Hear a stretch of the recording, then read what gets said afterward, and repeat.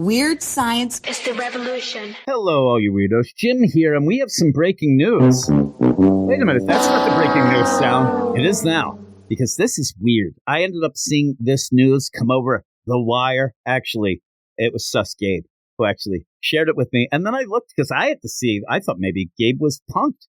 I thought Ashton Kutcher got to him, but then in the meantime, I go and I look at my email. Oh my goodness, this is an actual press release from Marvel Comics.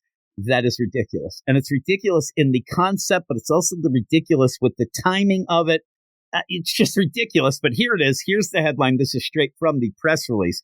Peter Parker is the Spider Goblin. Now, this isn't a question mark either. Like, Peter Parker is the Spider Goblin? No, this is an exclamation point. And just the idea of what the Spider offices, Nick Lowe and the gang, think people are going to react to this. Because in this, you have a cover where you see, and it says, Peter Parker is the Spider Goblin.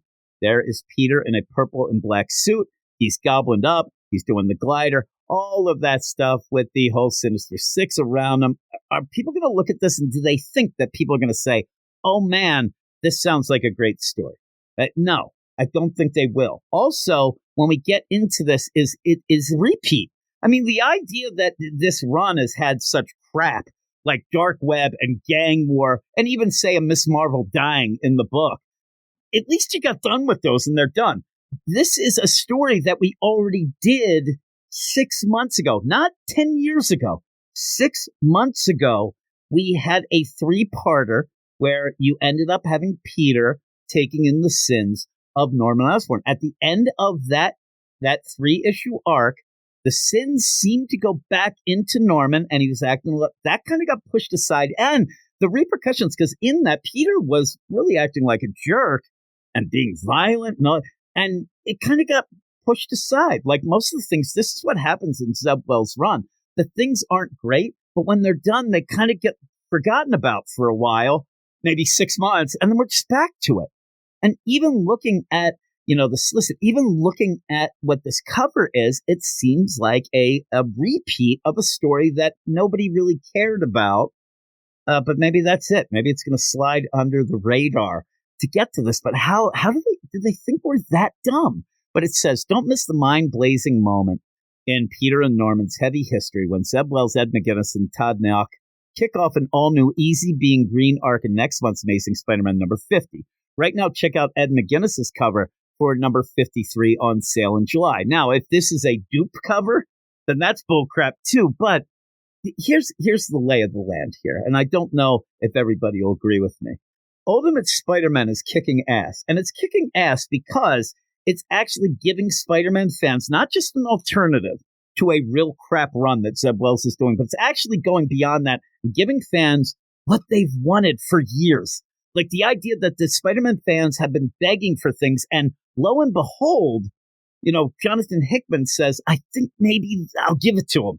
Like, it might be crazy. I might be wacky, but I think we may give the fans what they want. In the meantime, Nick Lowe and the Spider offices, I swear to God, the writers, everybody comes in. Zeb Wells, C.B. Cebulski himself comes in, whatever he's doing. And they all sit down and he says, listen, everybody, things aren't going well. I see a lot of people, at least online, the sales, whatever.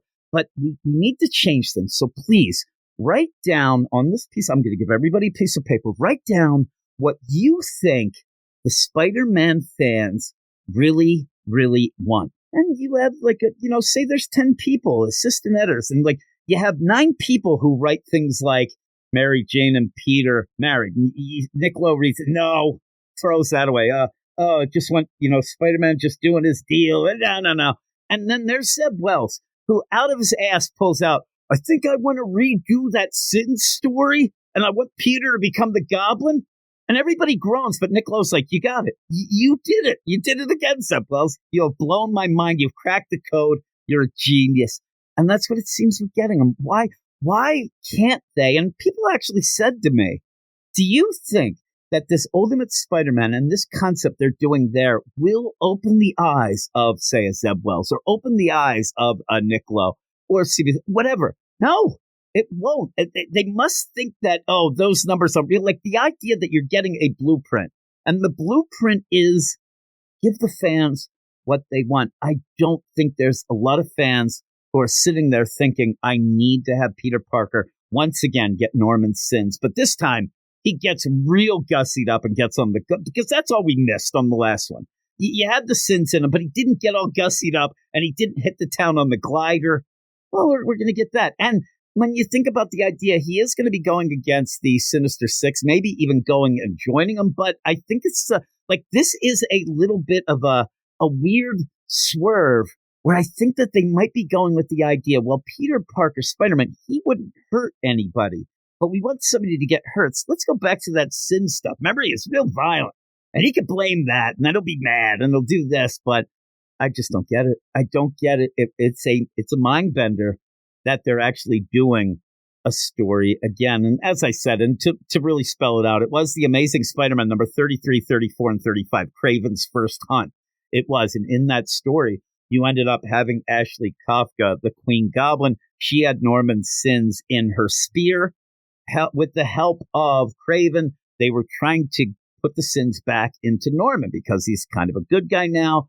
This was going to be Ashley's revenge for everything that happened to her. But Peter jumped in the way and got it. He got the spear in. By the end of the story, the sins left Peter. They seem to go back into Norman. And that spear kind of like, they lost track of it. Things, everybody parted ways. They all high-fived and left.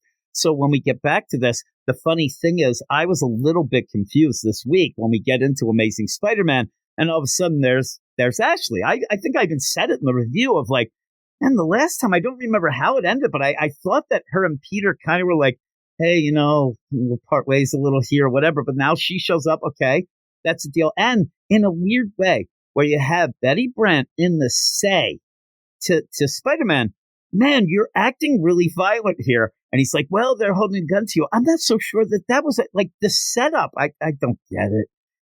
And the issue this week stunk. And I can't see it getting much better when we go back to a story that's only 6 months old and doing it again. And I didn't love it the first time. I thought it could have been interesting, but it didn't go far enough. Maybe this time it will. I don't know. I'm perplexed. I keep saying I don't get it because I don't. I don't get what they think people want. And I really wish that they would just sit down and get out of their own way. I think that it's about time that not only do you end up getting rid of Zeb Wells, which I kind of had this weird hope that issue 50, maybe he would leave. He gets the benefit of Spider-Man cells no matter what. And this is proof. This is proof positive that you can write a story that is so disjointed and not good. I mean, so consistently bad, but yet still sell copies because it is Spider-Man. But I've said it before and I'll say it now. What that means is they are pretty much holding the Spider-Man fans hostage, and they're taking advantage of the fact that these fans will buy the book no matter what. That is loyalty. That is not something they should spit on. That is not something to take advantage of. If you know that, then you should be giving them what they want, at least a little bit at some point. And this isn't it. But as I was going to say, Nick Lowe himself should probably sayonara sucker. They have to start figuring out things where they can switch it up. But the problem is, I think that with the whole lay of the land now, there's just not people to replace a lot of people. That's why when I talk to people and they're like, oh, we should get rid, because really, if you go down the laundry list of what writers shouldn't be writing, it's a long list, but there's no writers behind them to jump in right away. Hopefully some new writers develop, but I worry that writers kind of come from each wave, each deal. We're going to have to make a clear cut. We're going to have to wait a while, I think, to get a new round of really good writers. I'm waiting. I don't think I'll be alive then. I mean, I'm already 682 years old. I don't know how long I'm going to last, but I hope that I last long enough that I can get not just one good issue of Amazing Spider-Man, because that would be nice. I actually like that. Actually, I should just stop there. But I kind of want to get to a point where a whole arc is like, oh my God, that's one for the ages. That's a classic. Not, oh my God, let's get out of this. I'm going to forget it after this next weekend. Or like this, let's just repeat crap. So there it is. There's the twisty turnaround, get to the end, because I do think that this is not great news. Not great news, but we'll see. I like to end on a positive tip here and say, maybe we could be surprised by this, and maybe this will be something cool. I don't know. It kind of goes in with the idea, too, of if you are okay with Norman trying to be a hero, if you want him back as Goblin, or if you kind of don't care either way. I don't know. That's the problem I have with the Spider-Man stuff right now. At one point, I was like fired up. Oh, I like this and I like that, and I hope that happens. Now I'm just kind of like, I shrug my shoulders. It feels like I'm on Zoloft. My wife at one point had me on Zoloft. I was like a mumbling, stumbling, drooling fool. Kind of like now. But with all of that, let me know what you think of this. Let me know if you don't mind repeating things, or if you think it's going to be different enough to get there. I will, and I probably have already had covers from the first time it happened, and then the cover that they release now, and they're double dipping, and nobody likes double dipping. I think we all do it when nobody's looking, right? People don't appreciate the double dippings. So I don't think they should do it. But with that, let me know what you think in the comments, and I will talk to you all later. Weird science is the revolution.